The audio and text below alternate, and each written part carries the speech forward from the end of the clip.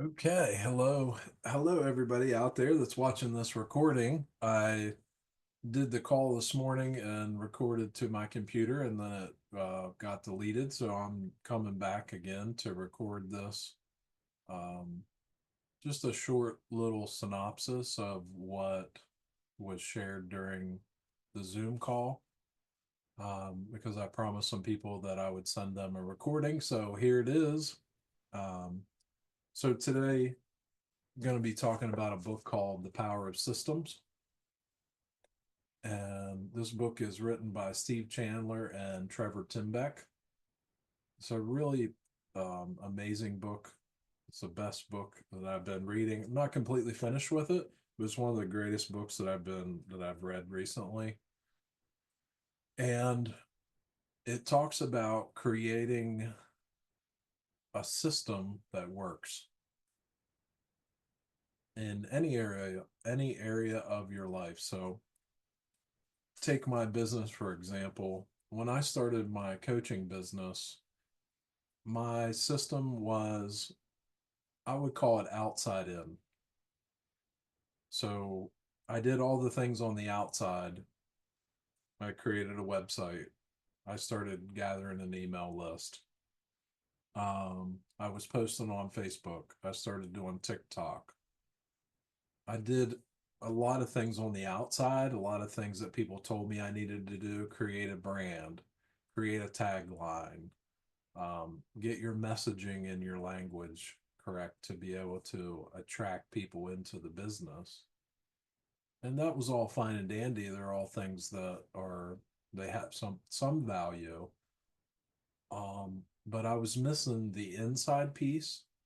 I was posting in groups to work to create a message that would attract people into wanting to have a conversation with me. Um, but one of the things that I wasn't doing was actually having conversations with people whenever I was out and about in person. Um, and I did that some, but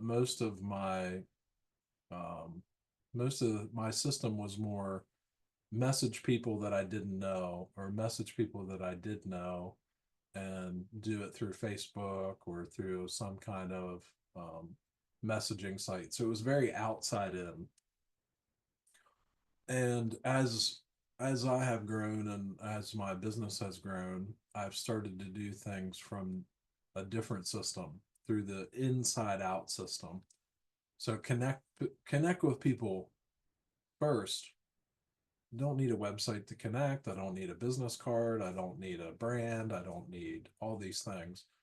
Um, so that was my system before, outside in to inside out. And I've found that creating meaningful relationships and working from the inside out has worked phenomenally. It's worked so much better to create meaningful connections long term, not only personally, but also professionally.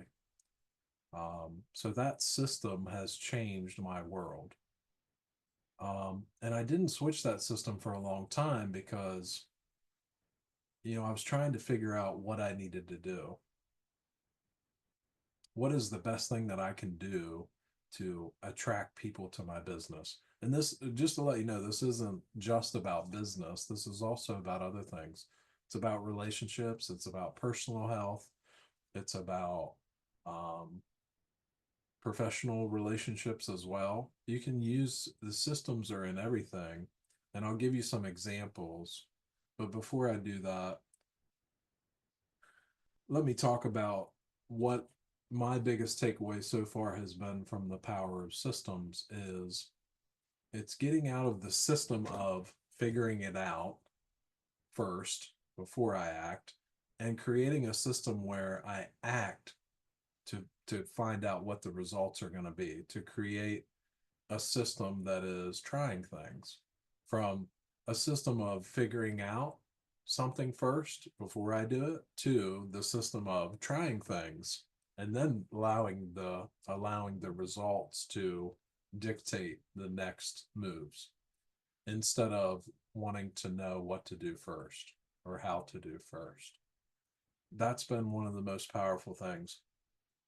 And I'll read a chapter, one of my favorite chapters. I'm going to just kind of skim through this and read some of the most important parts. So Steve and Trevor will kind of go back and forth. They'll One person will write a chapter, and then Steve will write a chapter, and then Trevor will write a chapter. And this chapter was written by Steve, and it's called "Fearless Men Who Jump and Die." And Steve Chandler was in the military. He was in the army, and he was at Fort Bragg, and he was living next to the barracks of the 82nd Airborne, which were the Green Berets. And he was in something called PSYOPs, which is psychological warfare specialists. And the Green Berets and the PSYOPs didn't, the Green Berets didn't really like the PSYOPs, because they felt like they were like the weird brainiacs who used all kinds of strange, pervasive tactics to psych out the enemy. But anyway, so one day Steve's sitting on this bench, and one of the Green Beret sergeants is there, and Steve confesses to him. He's like, I'm afraid of heights, and these guys are airborne, so they're jumping out of airplanes all the time. And he said, I could never jump. Steve said, I could never jump out of an airplane, to this Green Beret sergeant. And the sergeant said, oh, yeah, you could. And then Steve's like, no, I couldn't. You don't know me. If you knew me, you'd know that I couldn't jump out of an airplane. And the sergeant said, we'd have you jumping out regularly if you were here with us. He said it with confidence.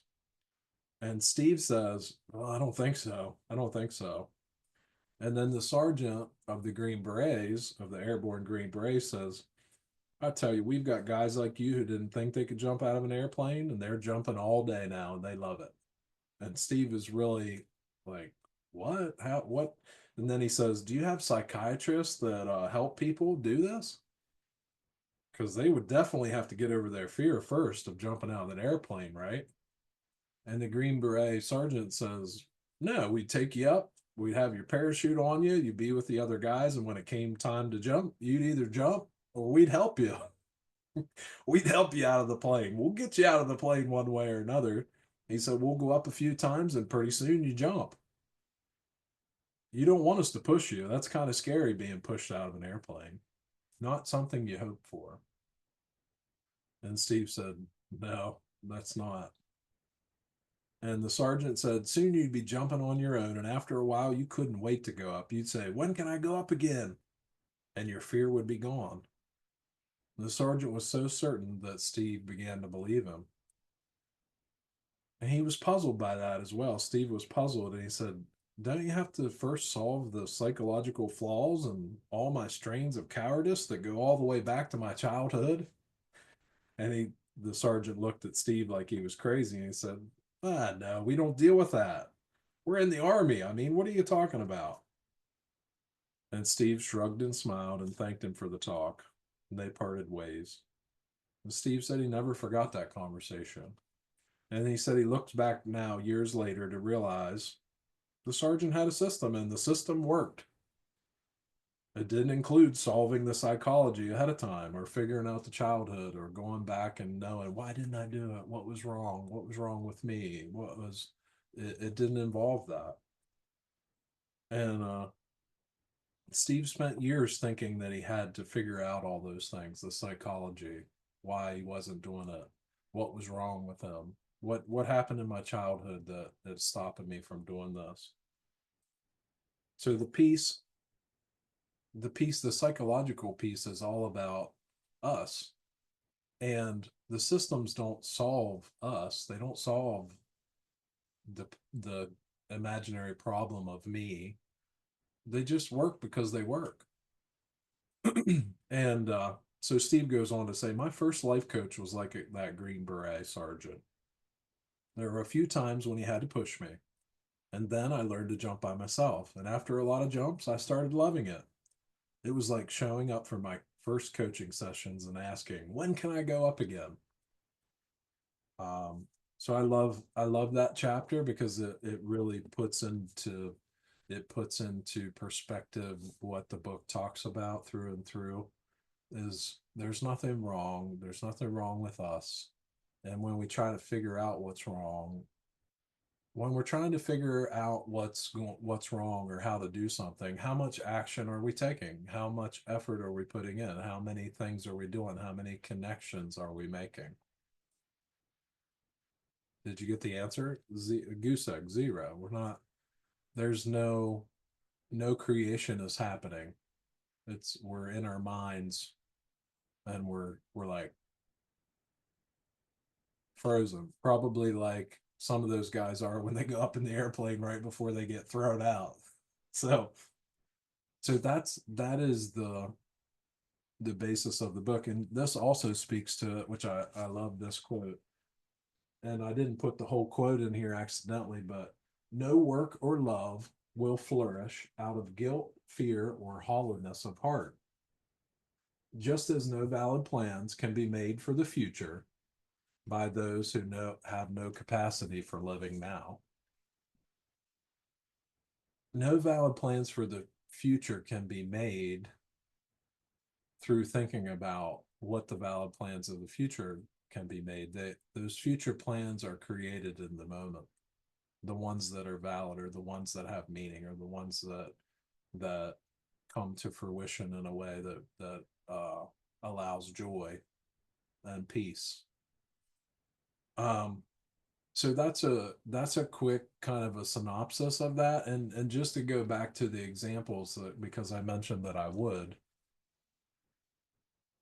So here's an example of my relationship system, and this would be in my first marriage. My relationship system was blame my wife for everything, and she needs to do something different because she's screwing it up. So I'm not sure how well you think that worked, but I can tell you it just it worked miserably. It did not work at all. And now my system for relationships in all areas is personal accountability.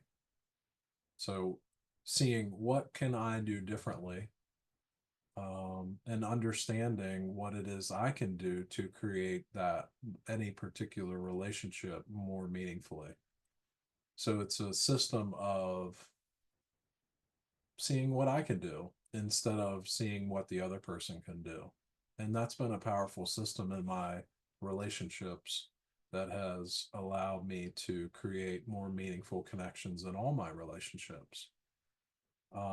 And just to let you know, something I shared in the Zoom call was I have a couple five love language books, which were really valuable for me, and they still are amazing.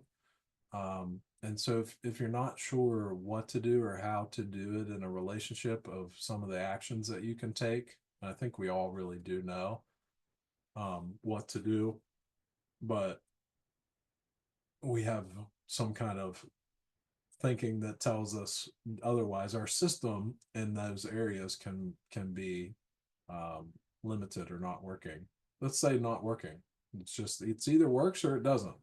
So if you have a system, what's your current system? This is straight from the book. Identify your current system, and then identify, is it working or not? And the next question is, are you open to creating a new system? Yes or no? And if you are open to creating a new system, wonderful. Okay, so what are some things you can try that will create? And if you need some suggestions of things you can do, I'd be happy to send you a copy of the Five Love Languages book, or possibly an audio. I don't know. It used to be a YouTube video. You could get it on YouTube for free. I don't know if that's still available or not. And I listened to it on YouTube whenever I listened to it a couple times, and I read it. But I have a couple of the Five Love Languages books I'd love to send you if you're open to reading that. It gives some strategies for creating experience that can lead to more connection in your relationships. And the five love languages are words of affirmation, saying nice things to people. Oh, that works. Yeah. Gift giving, gifts of love. There's quality time, spending time with people. There's acts of service. So doing nice things for people. And then let's see. And then there's physical touch. So those are the five. And the book is really great. Talks about those different strategies for helping to create connection with people. Um, so I'm trying to think of some more examples that I could share that would be meaningful and valuable for the people who are taking time to listen to this, and be with us. Let's see. Personal relationships. Well, you could say in physical health, we could talk about that as well.